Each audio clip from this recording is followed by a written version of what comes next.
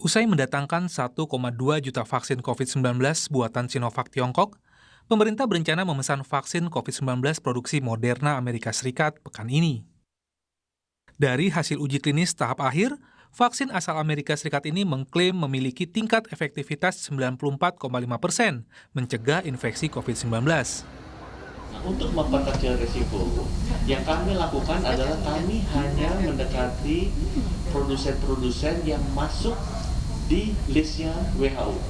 Jadi kita hanya mendekati produsen-produsen vaksin yang masuk di listnya WHO dan yang pada saat sekitar bulan Agustus itu sudah mencapai clinical trial fase 3. Pada saat itu memang seingat saya ada 9 yang sudah masuk. Dari Cina itu ada 4, Sinopharm Beijing, Sinopharm Wuhan, Sinovac, dan CanSino. Itu masuk listnya WHO untuk clinical trial fase 3. Dari Inggris 1, AstraZeneca, dari Jerman itu BioNTech dan Pfizer, dari Amerika ada 3 yaitu Moderna, Novavax, dan Janssen Pharmaceutical miliknya Johnson Johnson. Jadi dari 9 produsen itu di akhir Juli atau Agustus kita dekati, yang kita tidak berhasil kontak adalah Moderna dan Janssen Pharmaceutical.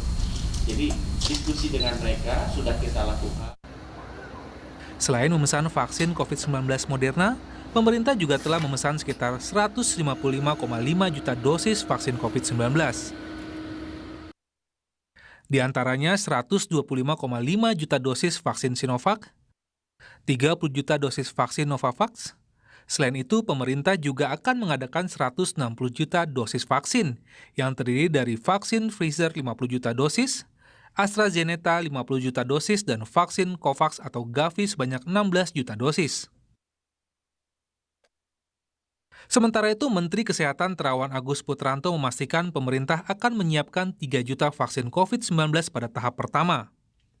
Saat ini di Indonesia baru menerima 1,2 juta dosis vaksin COVID-19 asal Sinovac Tiongkok yang tiba pada akhir pekan lalu.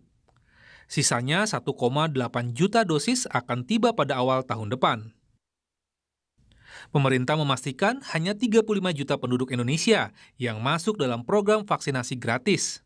Mereka yang masuk program pemerintah untuk dibiayai adalah tenaga kesehatan, pelayanan publik, dan kelompok masyarakat rentan miskin dan tertular. Sementara sisanya masyarakat harus membeli vaksin. 67% dari jumlah yang usia 18 sampai